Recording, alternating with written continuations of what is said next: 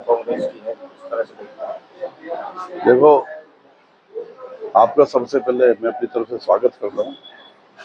आप आए एक इंटरव्यू लिए। हाँ, दबाव और साजिश के तहत मुझे हराया। मैं पहले से ही कहता रहा हूँ। मैंने उसमें मैं कोर्ट भी गया। मैं कोर्ट में कोरोना की वजह से मेरा मामला पेंडिंग चलता रहा और अभी भी पेंडिंग है। मैं न्याय के लिए कोर्ट गया, हाई कोर्ट तक गया। इस बार उम्मीद है गड़बड़ी नहीं होने दी जाएगी। इस बार हमारे आदमी और हमारे कार्यकर्ता बहुत मजबूत हैं। जहाँ मेरे वोट जीतने का मार्जिन बहुत कम था, इस बार लोगों ने उसी दिन जो वहां से आए, जब मतगणना केंद्र से लौटे, उसी वक्त तय कर लिए लोगों ने अपना इरादा कर लिया था कि इस बार जब हम इलेक्शन लड़ेंगे 30,000 के अंतर से हमारी जीत हो। ऐसा हम अपना वो एक उद्देश्य लेकर आए वहां से। और आज लोगों ने उसी बात को देखते हुए इस अंतर को 30,000 के अंतर को, यानी बीजेपी 30,000 नीचे रहेगी। बीजेपी ऐसी पार्टी है जहाँ से कांग्रेस से नीचे रहेगी। बाकी यहाँ पार्टी है नहीं, सब बीजेपी का ही काम कर रही है। चाहे वो बीजेपी की बी टीम हो, नेलो बसपा हो, या कोई भी पार्टी हो, बीजेपी के लिए काम करती है।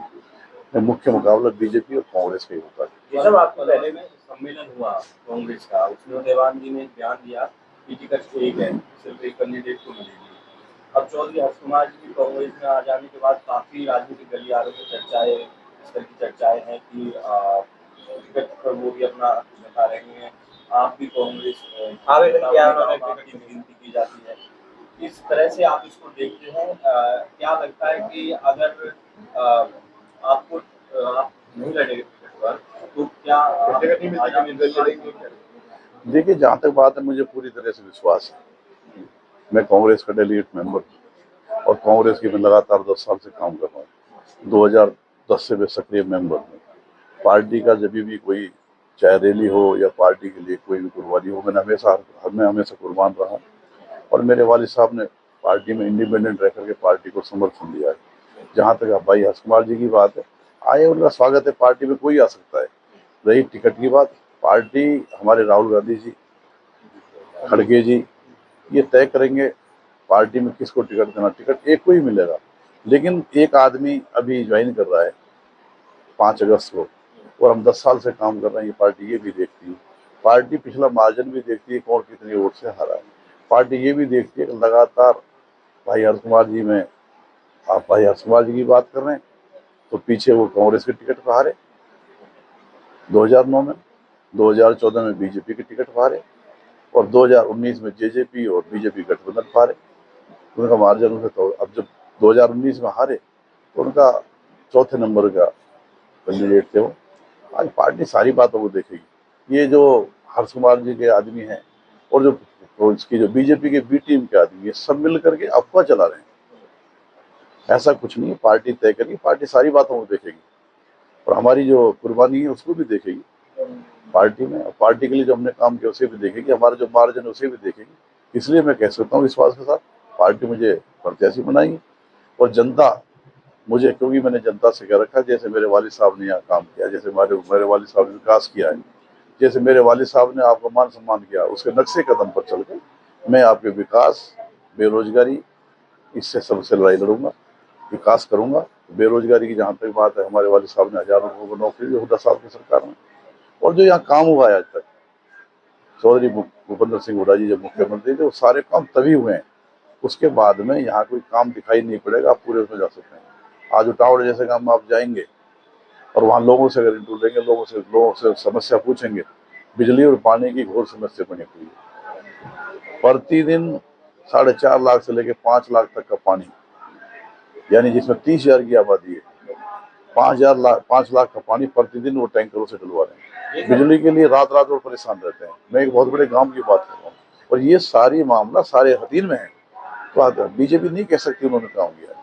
जी सर, आपने कहा हर्ष कुमार कांग्रेस से चुनाव हारे, बीजेपी से हारे, बीजेपी से हारे, लेकिन जो आप भी, आपके परिवार में 2 बार लगातार चुनाव कांग्रेस टिकट पर हारे। कुमारी संजय ने अभी पार्टी हाईकमान को लिखा है कि जो जिस परिवार में 2 बार लगातार चुनाव हार जाए उसको टिकट नहीं देगी। परिवार, देखिए ये आप गलत गलत पार्टी। कुमारी संजय जी ने कहा परिवार में कोई कैंडिडेट अगर लगातार 2 बार हारे तो उसकी एक बार डिमांड कर सकती है, मांग कर सकती है। लेकिन मैंने एक ही इलेक्शन लड़ा है और वो 2019 का लड़ा है। मैंने 2 इलेक्शन लड़े ही नहीं है। मेरे फादर ने 2014 में लड़ा था, मेरे फादर 2014 उसकी उसकी बात को उसमें नहीं काउंट किया जा सकता। मेरी जहाँ तक बात थी, मैं इस वक्त कैंडिडेट हूँ और पहले भी मैं कांग्रेस लगातार अपनी तैयारी में जुटी हुई है और इस सरकार की जो विफलता है, सरकार विफल हो चुकी है पूरी तरह से। चाहे पानी पीने का पानी का मुद्दा हो, बिजली का मुद्दा हो या महंगाई का मुद्दा हो, आज इस सरकार से हर आदमी परेशान है। बिजली यहाँ मिल नहीं रही, लोग बहुत परेशान है, रोजगार से परेशान है, बेरोजगारी से बहुत बहुत परेशान है। और सरकार के जो हमारे जितने भी है, कांग्रेस सरकार ने संकल्प लिया है, यह सरकार साफ मांग रही है बीजेपी को, भाई पिछले 10 साल में इन्होंने क्या किया, वो सब आपके सामने है।